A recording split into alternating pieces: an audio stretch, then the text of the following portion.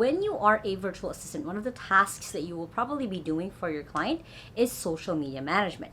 This is a little bit different from when you are a social media virtual assistant, because for that, this is your specialty.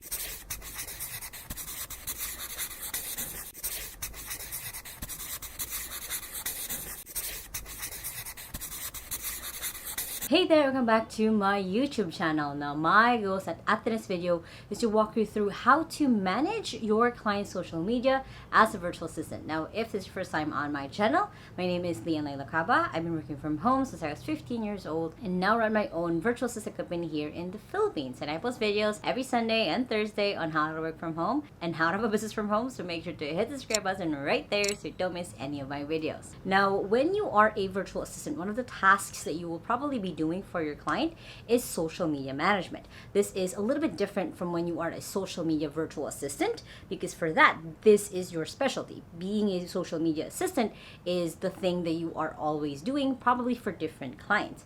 But when you are a virtual assistant and you're given the task of managing your client's social media, it's just going to be one of the things that you are managing for your client. It doesn't mean that your client will probably expect you to be an expert on it. It's something that you might be building together. So I'm going to walk you guys through step by step how to be able to do that if you've never done that before, how to upgrade yourself on the different skills, and how to successfully manage your client's social media. So first off, what is social media management? If you've never done this before, it's basically you managing your client's social media. There's three main goals when it comes to managing someone's social media. It includes actually yours. And it's basically create, post, engage. What I mean by that is to create content, to post the content, and engage with the people who engage with the content. So basically almost a little bit like what you do day by day when you post on your own social media, when you are talking about the things that go on with your day. However, when it comes to a business, the number one goal, other than three goals that I just mentioned, is to get brand awareness. So what I mean by brand awareness is for other people to know about this business. Versus when you post on your social media for your friends, for your followers on Instagram, it's mostly like, hey, this is my life. It's more of a documentary type of you're just documenting what goes on through your day. Versus again, when you're a business, your goal is for that brand awareness so other people know about you and your business. And as a bonus thing, if you're able to do this for your client, this will be life-changing and business-changing for them, is when you actually start generating leads for your client's business. What I mean by generating leads is you're actually able to attract possible clients or customers for them.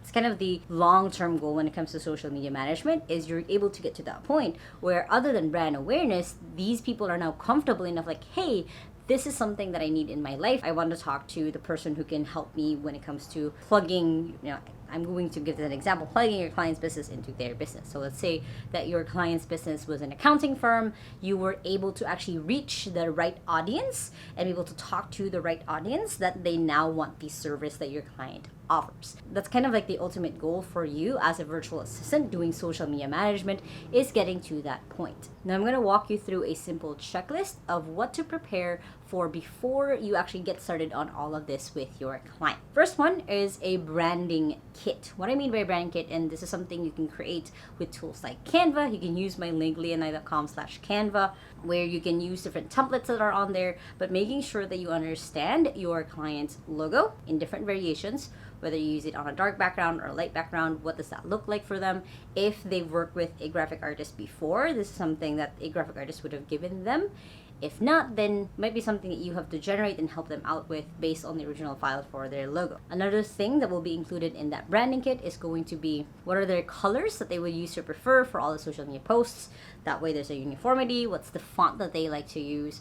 What is allowed or not allowed to be on their posts? So for example, of course, making sure that other brands aren't mentioned, making sure that you only highlight the really good reviews from customers. What are basically different rules and guidelines that you have to keep in mind as you're creating content for your client? Now, these are a set of questions that you can give to them. Like, again, what's the font they like to use, what's the color you like to use, what are the guidelines of things that you want me to keep in mind as I'm managing your social media? Because then that serves as your quick checklist as you're going through and creating that content. Next is to make sure that you have your goals or key performance indicators with your client. What is the actual goal for you to be doing social media management?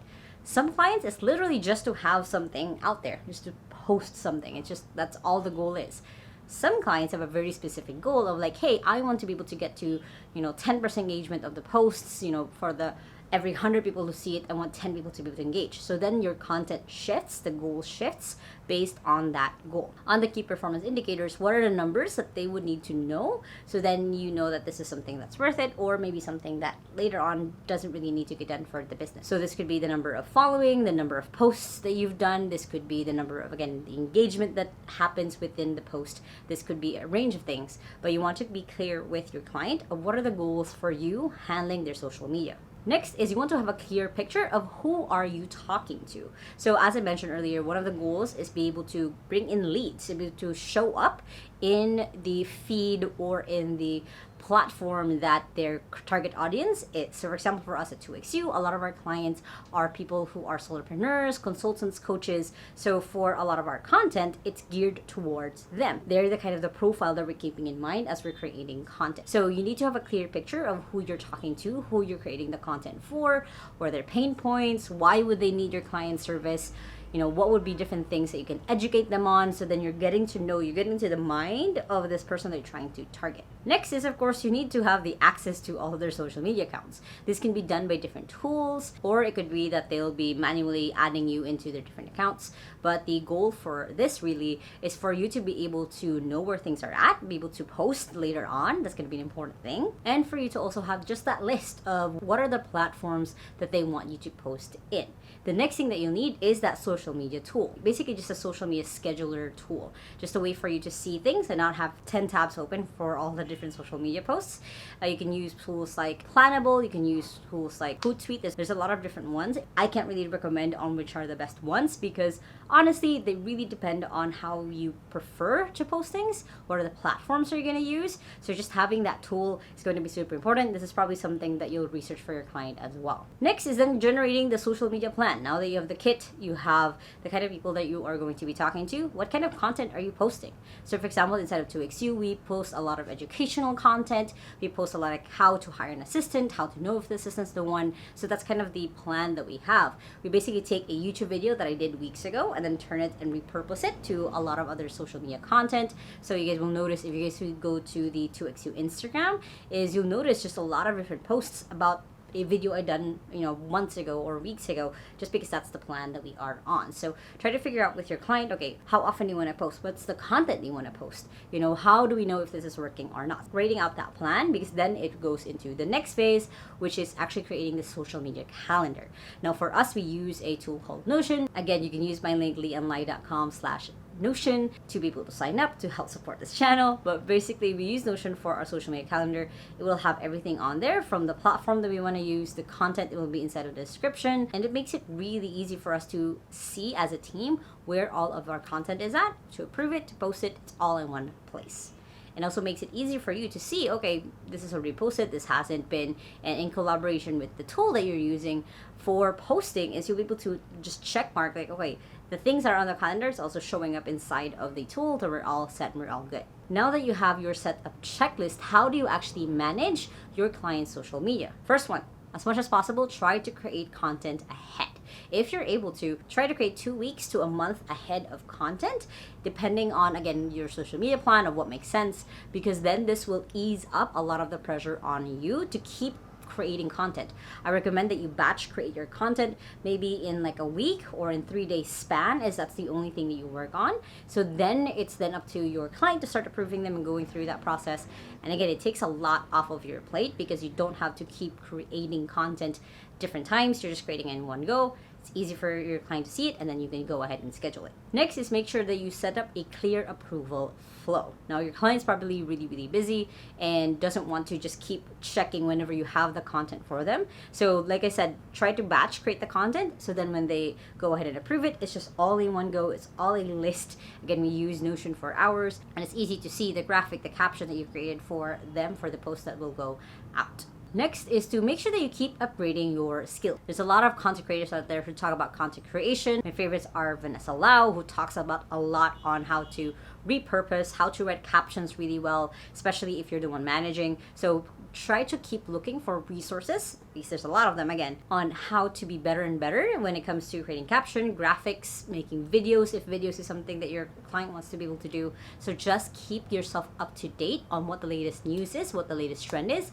so you're always on top of things. Next thing, as you're managing your client's social media, is watch the numbers. Remember, we set earlier your key performance indicators, what are the numbers to look out for. If it's not making sense, the kind of posts that you guys are doing, be flexible enough to change or pivot the kind of content that will drive engagement or will drive likes, comments, shares to the post for it. Because then the important thing when it comes to watching the numbers is to change the content based on the results, is to be able to experiment, do some iterations on how it can be done better, how to show up better, and don't just be compliant on being able to see like, oh, it's the same number every week. No, just challenge yourself. What are the different ways that you can reach your client's target audience so you guys can start generating leads into the business with social media? Don't be scared to give suggestions. Don't be scared to share your thoughts on certain things when it comes to working with your client, because it's just something that they'll appreciate.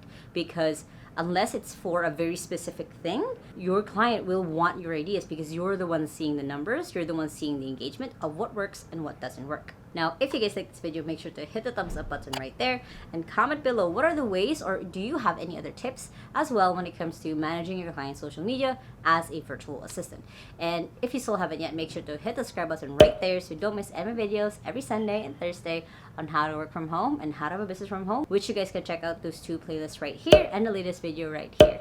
I hope you guys have an awesome day. Remember that small steps matters, and I'll see you in the next video. Bye!